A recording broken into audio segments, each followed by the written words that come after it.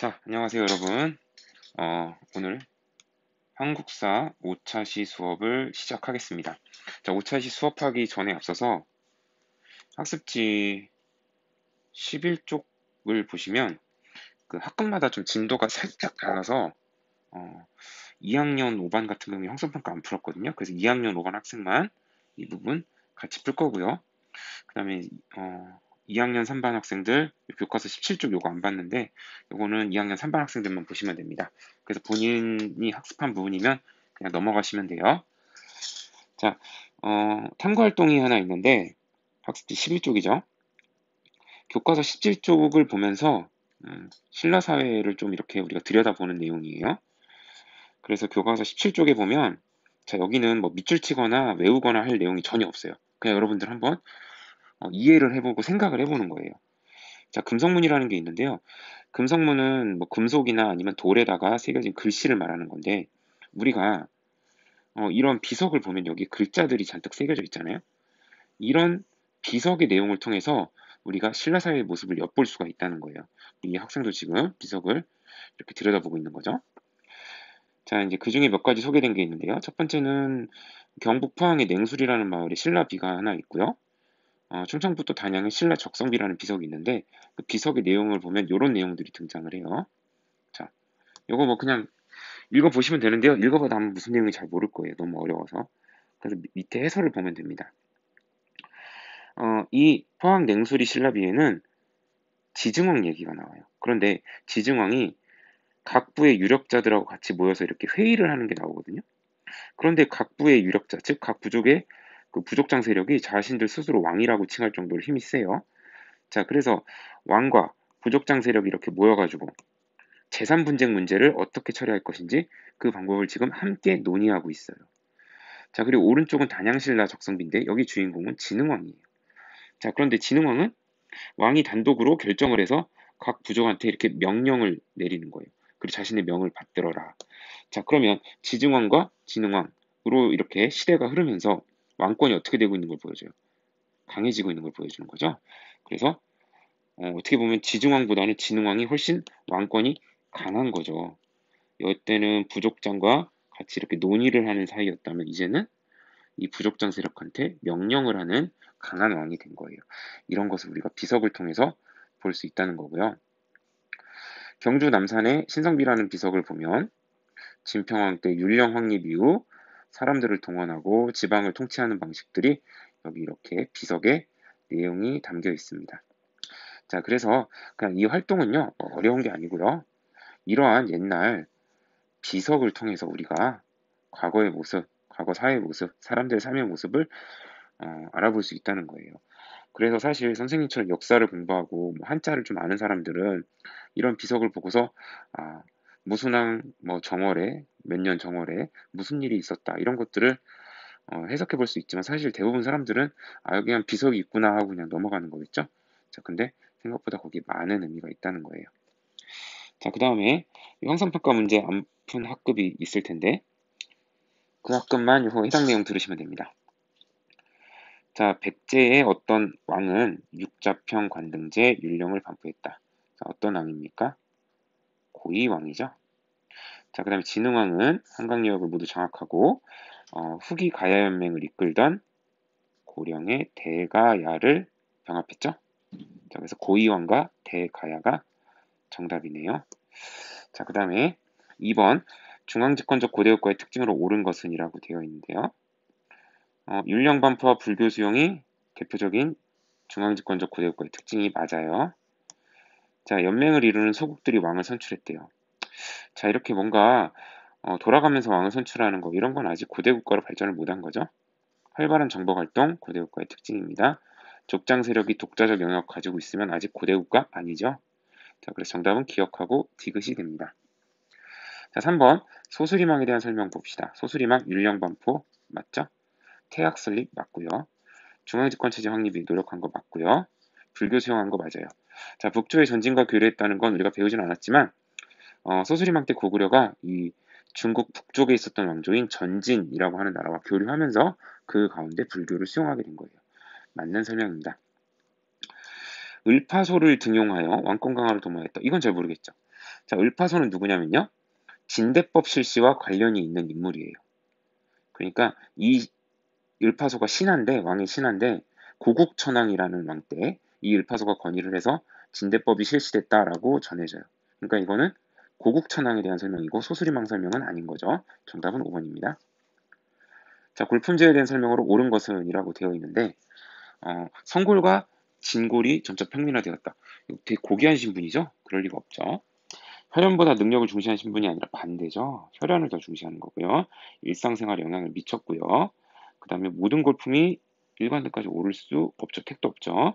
자, 지방의 부족자 세력을 통합하는 과정에서 마련되었다. 이게 정답이네요. 자, 그래서 이 부분 못 들었던 학생들은 이 부분을 통해서 해결했고요. 자, 본격적으로 5차 시 시작을 하겠습니다.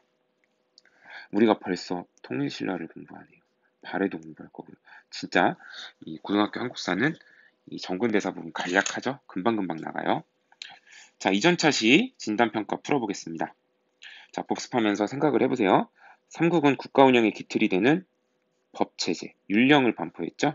이걸로 통치제도를 정비했습니다. 자, 신라에는 지방 부족장 세력이 중앙기족으로 포섭되는 과정에서 신분제도가 형성되죠? 무엇입니까? 네, 골품제죠. 그래서 율령, 골품제가 정답이 됩니다. 자, 오늘의 학습 목표예요. 여러분 소리내서 읽어보세요. 자, 그러니까 우리는 통일 이후의 신라, 통일신라와 발해를 공부하게 될 겁니다. 자, 그럼 먼저 신라의 삼국통일 과정을 살펴볼 텐데요. 아주 간략합니다. 자, 7세기에 백제와 고구려가 연합을 해서 신라를 공격해요.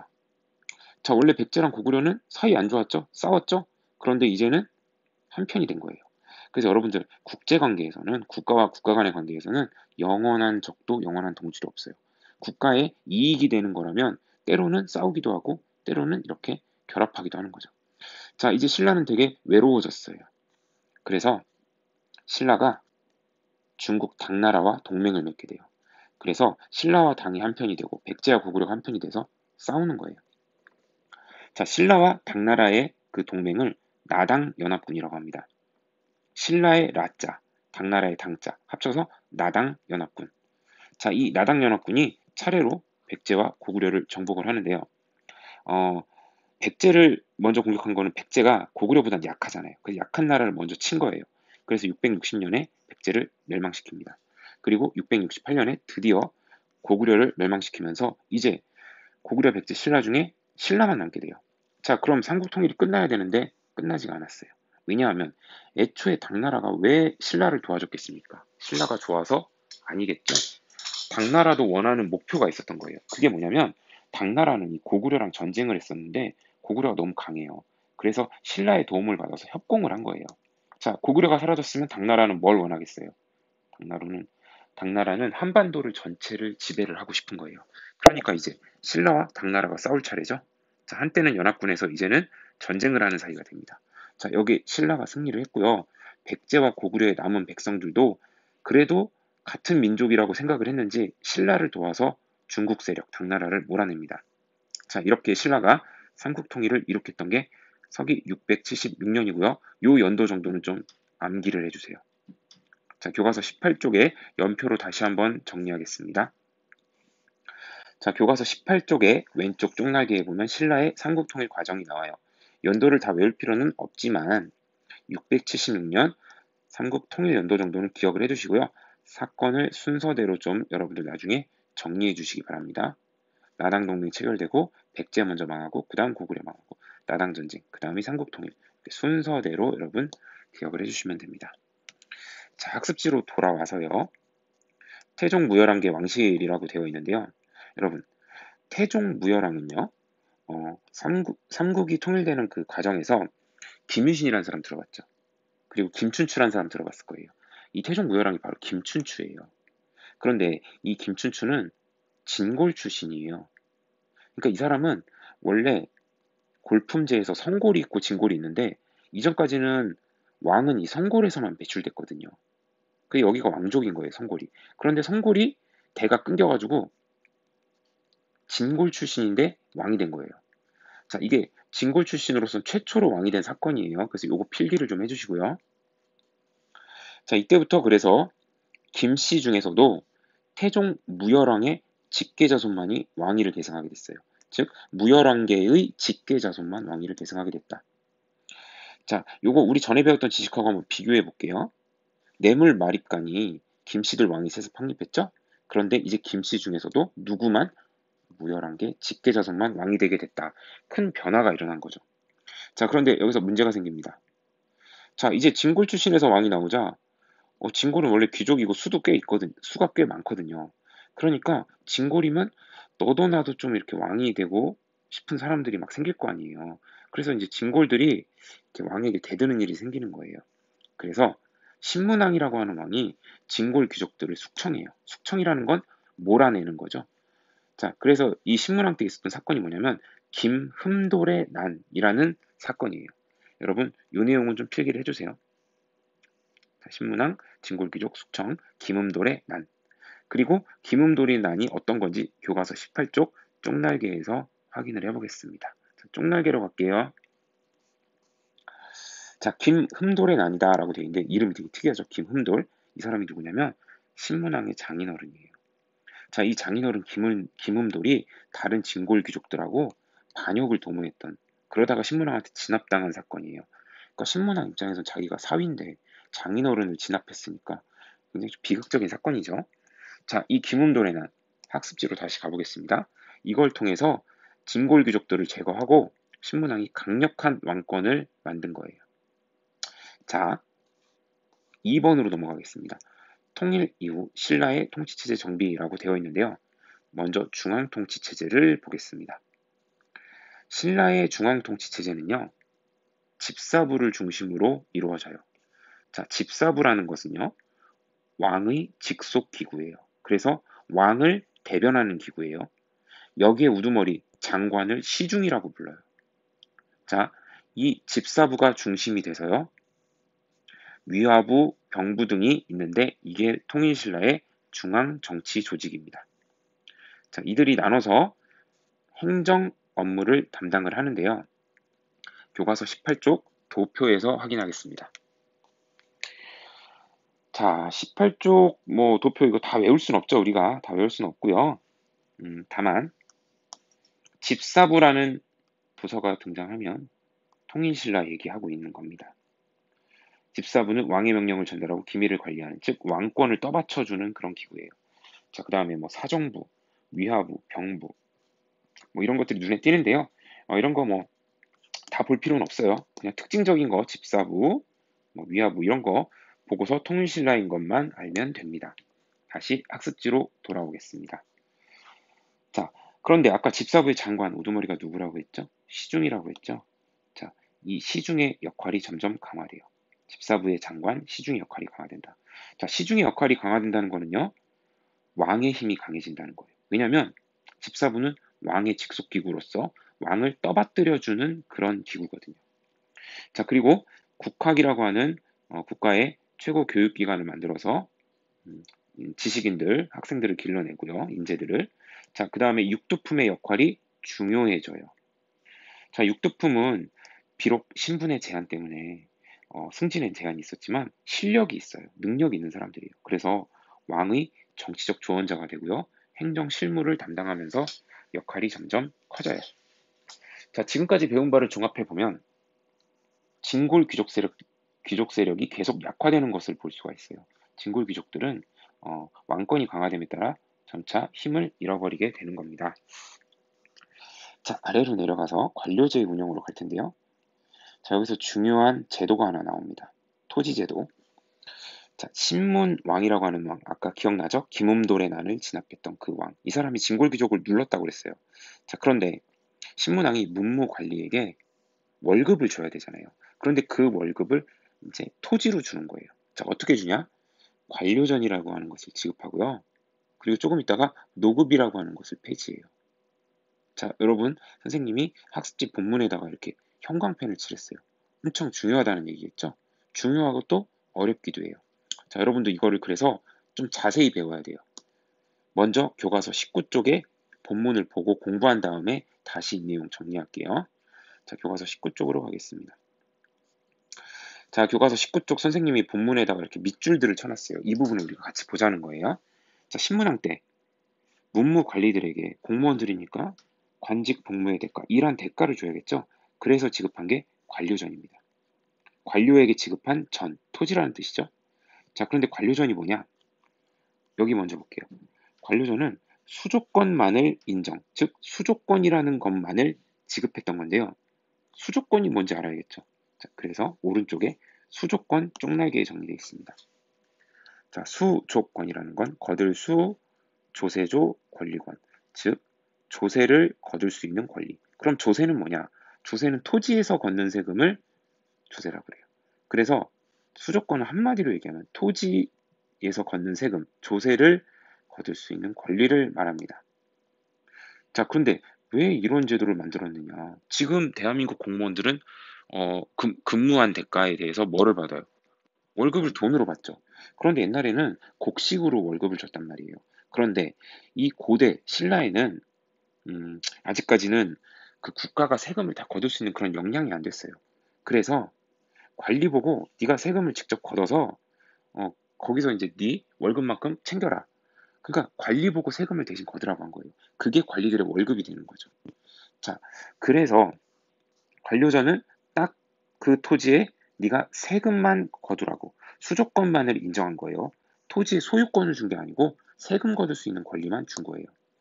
그런데 노급이라고 하는 건 또 뭐냐? 이 노급은 원래 신라의 귀족들이 많이 가지고 있던 거거든요. 자, 근데 이 노급은 수조건도 있고요. 노동력을 징발할 권리도 있어요. 즉, 사람들을 불러다가 일을 시킬 수도 있고요. 또 어떤 귀족들은 이 사람들을 훈련시켜서 자신의 군대처럼 사용한 거예요. 자, 그러니까 왕의 입장에서는 이 노급은 귀족이나 관리가 그 토지를 사실상 지배하게 만드는 아주 불편한 거예요. 그래서 왕은 노급을 없앤 거예요. 이제 노급을 없애고 이런 거 노동력 징발 못하게 한 거예요. 그리고 대신 노급이 없어졌으니까 녹봉이라고 해가지고 좀 급여를 더 준 거예요. 곡식을 더 월급으로 준 거. 그걸 녹봉이라고 그래요. 자, 그래서 이러한 관료전 지급과 노급을 폐지한 조치는 귀족 세력들을 약화시키는 결과를 초래한 거고요. 반대로 왕의 힘은 강해진 거죠. 자, 이 내용 어렵기 때문에 선생님이 왼쪽에다가 도표로 조금 이해하기 쉽게 정리했거든요. 요거 필기하세요. 자, 내용은 굉장히 어려워 보이지만 또 수조건이라는 걸 이해하면 끄덕끄덕 할 수 있는 내용이에요. 자, 노급과 관료전 공통점은 수조건을 지급했다는 거예요. 그 토지에 대해서 세금을 거둘 수 있는 권리. 그런데 차이점은 노급은 그 토지의 노동력을 징발할 수 있는 권리. 즉, 그 토지에서 일하는 백성들을 뭔가 좀 이렇게 장악할 수 있는 그런 권리가 있었고요. 관료전은 그런 게 없었던 거예요. 자, 노급이나 관료전이나 그 땅을 너 가져가고 소유권을 주는 게 아니고 수조건을 주는 거고 기본적으로 노급은 노동력 징발까지 할 수 있었다는 게 차이점입니다. 자, 그러면 다시 학습지로 돌아와서 이제 이 내용 이해가 되겠죠. 신문왕이 관료전을 지급했고요. 조금 있다가 노급은 폐지하고 대신 녹봉을 지급했어요. 관료전은 무엇만 네, 수조건만 지급하는 거예요. 이 만이 되게 중요해요. 온리 수조건. 딱 세금 거둘 수 있는 권리만 줬다. 자, 그 다음 또 통일신라의 특징. 골품제가 여전했다는 거예요. 즉, 사회가 변했지만 여전히 골품제가 귀족들의 정치적, 사회적 지위도 규정하고 일상생활 면에서 신분 간 차별도 여전히 존재했다. 그래서 골품제가 계속 유지됐다라는 내용입니다. 별 내용 아니에요. 자, 지방으로 가보겠습니다. 통일신라의 지방 행정구역은요, 구주 오소경이라고 합니다. 자, 구주 오소경은 바로 우리 학습지의 쪽날개에서 오른쪽에서 확인하겠습니다. 자, 여러분들, 통일신라는요, 주가 9개, 그 다음 5개의 소경이라는 게 있어요. 지도에서 보니까 진짜 주로 끝나는 게 9개가 있네요. 자, 그 다음에 선생님이 분홍색 형광펜으로 표시한 각 지역별로 무슨 경이라고 하는 5개의 5소경이라는 지역이 있습니다. 자, 여러분들, 통일신라의 수도는 경주예요. 여기거든요. 경주를 옛날에 금성이라고 불렀어요.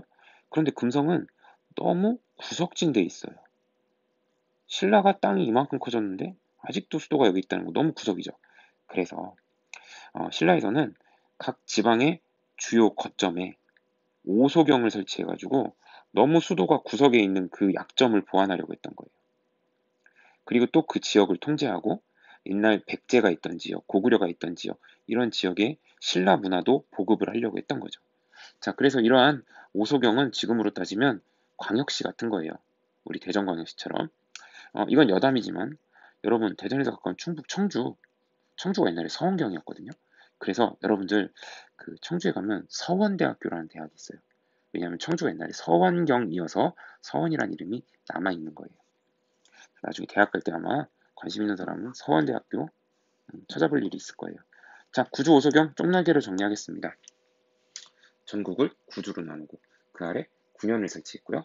지방행정의 유충지에는 아까 배웠던 오소경 5개의 경을 설치했습니다.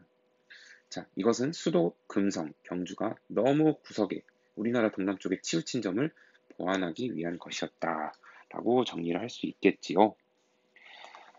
자, 학습지 본문입니다. 이거 배운 거죠? 구주가 있었고 그 아래 군현을 설치했습니다. 자, 그런데 여기 특이한 게 하나 나와요. 향부곡이라는 게 있는데요. 향부곡이라는 건 아주 특수한 행정구역이에요. 근데 이게 좋은 게 아니에요. 이곳은 차별을 받는 곳이에요. 차별. 그래서 향부곡은 보통 신라가 삼국통일할 때 아주 격렬하게 저항했던 곳이나 아니면 반역자가 태어난 고향 아니면 반란이 일어났던 지역 이런 데를 향부곡으로 강등을 시켜가지고요. 여기는 어, 세금도 더 많이 내거나 아니면은 여러 가지 사회적 차별을 받아요. 그래서 좋은 거 아니에요. 차별받는 지역이다 정도 특수행정구역이다 이해하면 됩니다. 자, 동그라미 2번 지방을 지배하던 방식입니다. 자, 신라는 뭐 비슷해요. 그 지방 군현에다가 중앙에서 지방 관리를 파견해가지고 다스려요. 그 다음에 촌이라고 하는 말단 행정구역 있죠? 거기에는 그 촌, 마을의 우두머리가 있어요. 이 사람들을 촌주라고 하는데 이 사람이 그 마을의 실무를 담당합니다. 자, 그런데 상수리 제도라고 하는 또 독특한 제도가 등장을 하는데요. 상수리 제도는 뭐냐면요. 그 지방의 촌주 같은 사람, 그 지방 출신의 지방행정을 담당하는 사람을 수도인 금성, 경주에 일정 기간 동안 머물게 하는 거예요. 즉, 촌주를 수도에 머물게 하는 거. 그게 상수리 제도인데요. 이거는 좀 어려운 말로 하면 볼모제예요. 볼모라는 건 뭐냐면 쉬운 말로 하면 인질이에요. 즉, 촌주를 인질로 딱 잡고서 너 수도로 와라. 수도 경주로 와가지고 너 여기서 일정 기간 머물러라. 그러면서 이들을 감시하고 압박하는 거예요. 왕의 명령을 잘 따르게, 그리고 지방에서 따르지 못하게, 반란 일으키지 않도록. 자, 그래서 학습지 위에 잘 정리가 되어 있습니다. 지방 세력을 견제하기 위해 실시한 제도가 바로 상수리 제도인데요. 우리 교과서 20쪽에 만화가 한 컷 있어요. 자, 그 20쪽의 만화를 한번 볼게요. 교과서 20쪽 만화입니다. 자, 이 만화를 보면 여러분들 그냥 각자 읽어보시면 돼요. 이 사람이 쉽게 말해서 촌주예요, 촌주. 촌주인데, 이 사람이 이런 말을 해요. 매년 각 고을의 향리 한 사람이 금성에 있는 관청으로 올라오게 하는 제도. 그래서 촌주가 수도인 금성에 와가지고 일정 기간 동안 머무르는 제도. 이 제도가 무엇이겠습니까? 바로 우리가 배운 상수리 제도예요. 자, 이 만화는 그냥 각자 읽어보세요. 뭐 그렇게 썩 재밌진 않아요. 자, 학습지로 돌아오겠습니다. 신라의 촌락 문서라고 되어 있는데요. 요거 중요합니다. 신라 촌락 문서. 자, 신라 촌락 문서는요.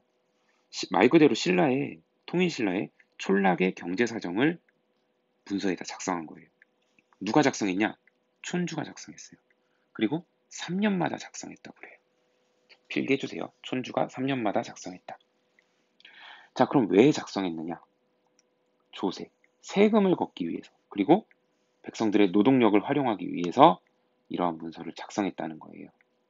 자, 이 학습지 아래에 조금 해설이 더 있죠? 그래서 신라 촌락 문서를 보니까 그 촌락에 인구, 토지, 가축, 과실나무, 뭔가 쓸모 있는 것들은 다 기록돼 있어요. 자, 역시 이 촌락 문서는 중요해가지고 자료가 2개가 있는데요. 19쪽 자료하고 20쪽의 만화를 차례로 보겠습니다. 자, 19쪽에 자료가 있는데요. 이게 신라 촌락 문서예요. 근데 이게 일본에 있어요. 일본에서 발견이 됐는데 신기하죠? 이게 어떻게 일본으로 넘어갔는지 잘 모르겠는데 일본에 있는 절에서 그 절의 창고 같은 데서 불경이 발견됐는데 이 그 경전을 포장하는 포장지로 이게 사용되고 있었던 거예요. 그러니까 참 기구하게 발견된 거예요. 자, 내용을 보니까요. 신라에 대한 건데 신라의 어떤 마을의 토지 종류, 면적, 인구, 가구, 소와 말해소, 뽕나무, 잣나무, 가래나무 등등이 기록돼 있어요. 쓸모 있는 건 다 기록돼 있어요. 인구는 남녀별, 연령별로 구분돼 있고요. 집도 이렇게 9등급으로 나눠서 구분했어요. 자, 이것은 노동력 수치, 그리고 세금 걷는 거, 이런 것들의 근거가 되는 거죠. 자, 이게 신라 촐락문서고요. 자, 그 다음 20쪽에 만화 한 컷 남아있는 거. 이 만화가 촐락문서에 대한 만화예요. 신라에서는 3년마다 촌주가 촌락의 상황을 기록했다. 20쪽입니다. 그래서 이렇게 촌주가 열심히 종이에다 적고 있죠. 그런데 이런 종이가 어떻게 흘러갔는지 앞쪽에서 봤던 일본 절에서 발견이 됐으니 참 신기하고 기구한 일이죠. 자, 그 다음에 학습지로 돌아오겠습니다.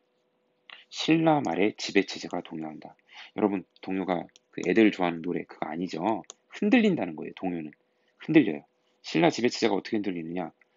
정치 상황을 보시면 해공왕이라고 하는 왕이 있는데 이 왕이 이 귀족들한테 살해당하는 끔찍한 사건이 벌어져요.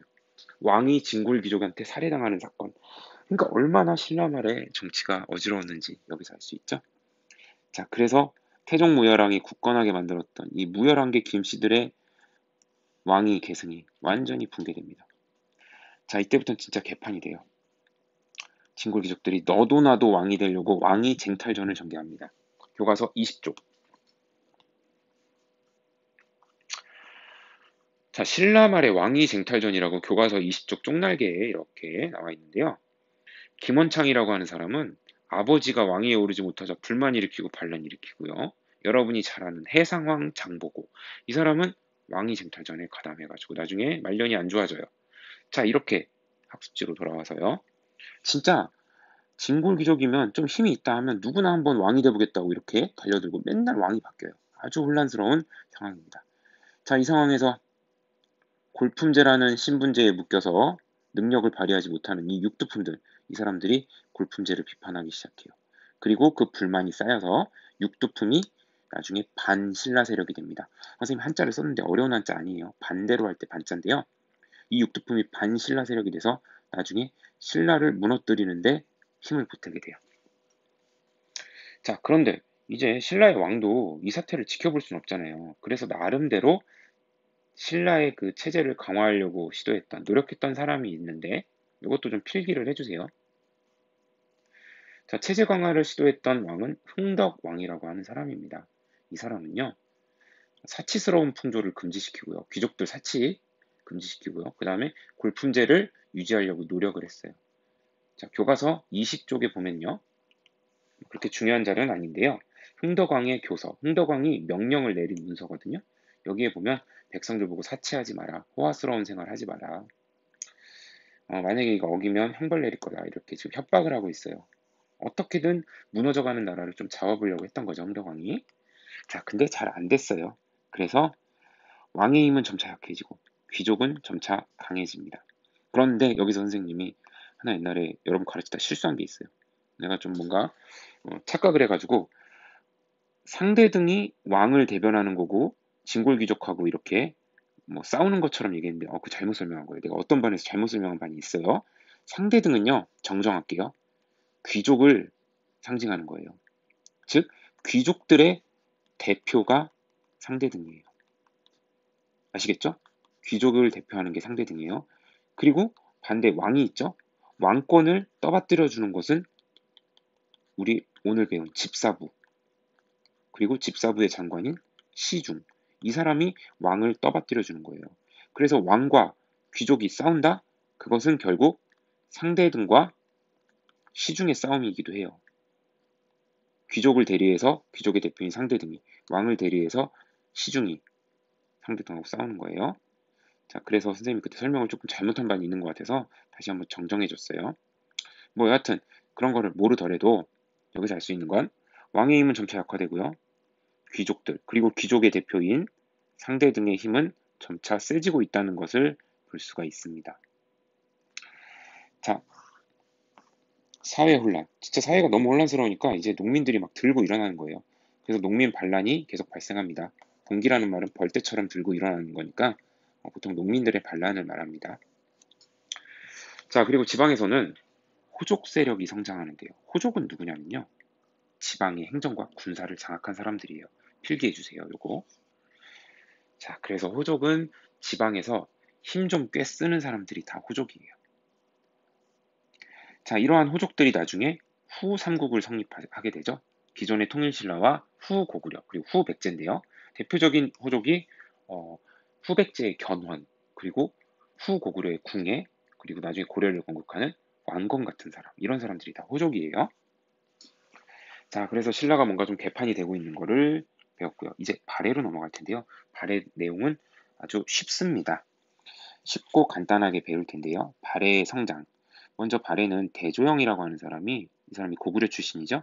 고구려에 떠도는 백성, 남은 백성들과 말갈이라고 하는 유목민족들을 데리고서 동모산, 만주에 있는 동모산이라는 데에 건국을 하는데요.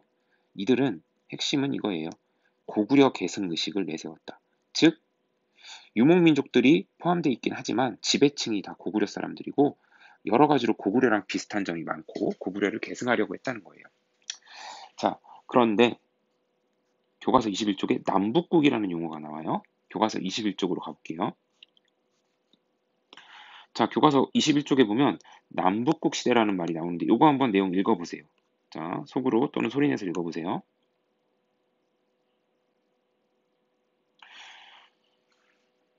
자, 이 남북국이라는 용어는요. 조선 후기 실학자인 유득공이라는 사람이 발해고라고 하는 책을 썼어요. 이 책에서 발해 역사도 우리나라 역사다. 그러니까 이 발해의 역사를 신라의 역사와 함께 써야 되고 그렇게 되면 우리나라는 남쪽에는 신라, 북쪽에는 발해가 있으니까 남북국이 된다라고 주장을 했어요.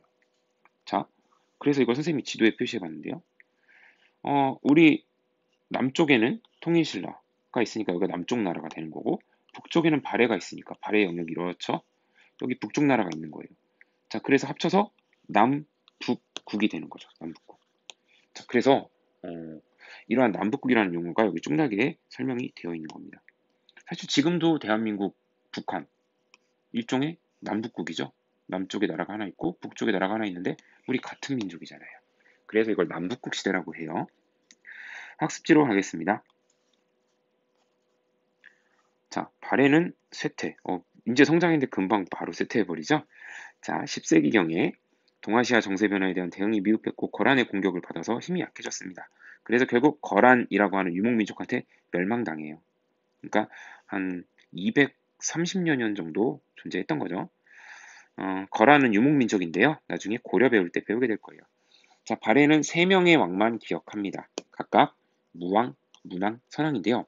이름에 힌트가 있어요. 자, 무왕 먼저 보겠습니다. 무왕은 독자적인 연호를 사용했는데요. 이난이라고 하는 연호를 사용했어요. 근데 우리가 연호 뭐지? 모르는 사람 많을 거예요. 연호라는 건요. 그 해, 해년자, 호, 부르로자. 그 해를 부르는 이름이에요. 우리는 올해를 뭐라고 불러요? 서기 2021년이라고 부르죠. 그런데 옛날 역사책을 보면 뭐 무순왕 몇 년 이렇게 나오기도 하지만 때로는 이난 1년, 이난 2년 이런 식으로 그 왕이나 황제가 즉위를 했을 때 자기가 이름을 붙이는 거예요. 네이밍을 하는 거예요. 야, 내가 즉위했으니까 올해를 이난 1년이라고 한다. 그래서 그 제위기간 동안 이난 1년, 2년 이런 식으로. 자, 그런데 이러한 연호 사용은요. 기본적으로는 황제국가 중국에서 사용하던 거예요. 그래서 연호를 사용한다는 건 중국과 대등한 나라다라는 그런 자신감이에요. 그러니까 이런 연호를 사용했다는 건 보통 일반적으로 나라의 힘이 강할 때 사용할 수가 있는 거예요. 그렇지 않으면 그냥 중국의 황제의 연호를 그대로 우리가 따라서 썼어요. 안 그러면 중국이 뭐라고 하니까. 자, 그리고 무왕은 당나라, 중국 당나라의 산둥 지방을 공격하는데요. 산둥이 어디냐면요. 마침 선생님이 아까 어디 갔어? 교과서에다가 지도 그렸는데 여기가 산둥이에요. 여기가 산둥. 중국의 그 튀어나온 부분 있죠, 여기. 이렇게 타이완섬 있고 여기가 산둥이에요. 자, 그래서 발해가 중국 당나라의 산둥 지방을 공격할 정도로 어땠다? 힘이 셌다. 근데 무왕의 무자는 싸울 무자거든요. 중국을 공격했어. 싸웠어. 잘 어울리죠. 실제로 이러한 왕의 이름은 다 왕이 죽은 다음에 붙는 이름이거든요. 그래서 그 왕의 업적과 관련되어 있는 경우가 많아요. 자, 그 다음 문왕으로 가겠습니다. 문왕은 당나라와 친하게 지냈대요. 우호관계. 싸웠는데 친하게 지냈어요. 그리고 역시 독자적인 연호 대흥이라고 하는 연호를 사용했고요. 자, 수도를 새로 건설하는데 그 수도를 상경성이라고 했는데 이 상경성은 당나라 스타일을 모방한 거예요. 그래서 당의 장안성을 모방했다. 당나라 수도 장안성을 따라서 거대한 수도, 신수도인 상경성을 건설했어요. 자, 그리고 통치체제를 정비했고요. 그럼 문왕은 좀 무왕하고 다르죠? 문왕은 당나라랑 친하게 지내면서 뭔가 문화를 받아들인 왕이에요. 그래서 이 사람 이름에 문자가 붙는 거예요. 자, 마지막으로 선왕이에요. 선왕은 발해 최대 영토를 확보한 전성기 때 왕이고요. 이때 발해가 너무 잘 나가니까 중국에서 발해를 뭐라고 부르냐? 해동성국이라고 불렀어요. 바다 건너 동쪽에 번성하는 국가. 그러니까 중국이 봤을 때는 여기 중국이에요, 중국. 우리나라 가려면 이렇게 바다를 건너야 되잖아요. 바다 건너에 아주 잘 나가는 나라가 있다. 여기 발해라고 하는 나라가 있다. 그런 의미인 거예요. 자, 전성기 때 왕인데 선자 너무 잘 어울리죠. 왜냐하면 여러분 착할 선자라는 한자 알죠? 그 착할 선자의 다른 뜻은 잘할 선자예요. 그래서 우리가 잘하는 것을 축구 경기를 했는데 우리 팀이 잘했어요. 그러면 야 진짜 선전했다라고 하죠. 그 선은 잘할 선자라는 의미가 있어요. 그래서 잘했던 왕, 전성기 때 최대 영토를 확보한 왕이라는 의미입니다. 자, 이렇게 왕의 이름에 힌트가 있으니까 이거 업적 정리하는 거 어렵지 않겠죠? 자, 그럼 진짜 이제 마지막입니다. 발해의 통치 체제인데요. 먼저 중앙 정치를 보게 되면 당나라의 삼성 육부제를 수용했어요. 자, 그러니까 쉽게 말해서 발해는 당나라를 많이 흉내를 낸 거예요. 근데 그 부의 명칭과 운영하는 방식은 독자적이었다라고 되어 있어요. 자, 이거 잘 이해 안 되죠? 그래서 학습지 오른쪽에 여기 쪽나기가 있어요. 자, 이거 보면서 한번 확인해 볼게요. 자, 왕이 있는데 발해에는 무슨 성, 삼성이 있었고 무슨 부 해서 육부가 있었어요. 그런데 이거 중국거 흉내낸 거라고 했죠? 삼성 육부가. 그래서 중국은 이거 몰라도 돼요. 중국은 상서성, 문화성, 중서성 했는데 발해는 정당, 선조, 중대. 이름 바꿨죠? 자, 이름 몰라도 돼요. 중국과 똑같이는 안 했다. 이름이 달랐다라는 거예요. 부도 마찬가지예요. 중국에선 이호의 병형공이라고 했는데 충인의 지예 신이라는 독특한 이름을 썼죠. 게다가 충인의 지예 신은 전부 다 유교에서 중요시 여기는 유교 이념이 반영된 용어예요. 충은 충성, 이는 어질다, 의는 의로운 거, 지는 지혜로운 거, 예는 예의, 신은 믿음. 다 유교에서 중요시 여기는 거예요. 자, 이렇게 이름만 다를 뿐만 아니라 중국과 다른 점 또 하나.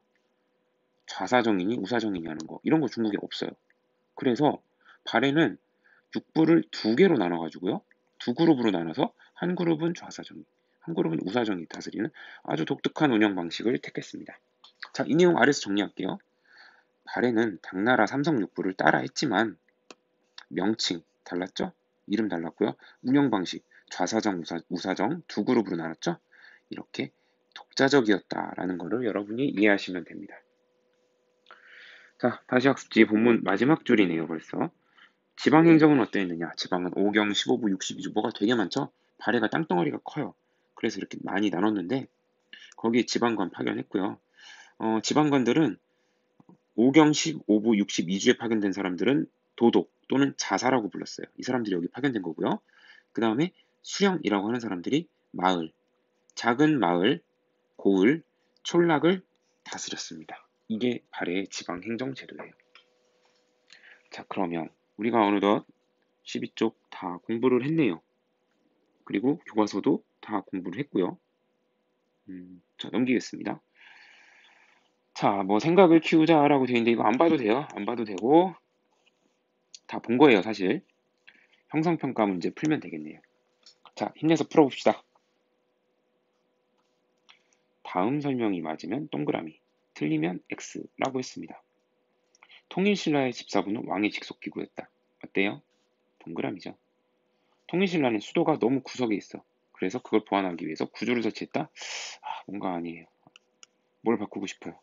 구주가 아니죠. 구주가 아니고 뭐예요? 오소경이죠. 오소경. 잘못됐네요. 자, 신라 말 호족은 성주나 군주를 칭하면서 지방의 독자적 세력을 형성하였다. 맞아요.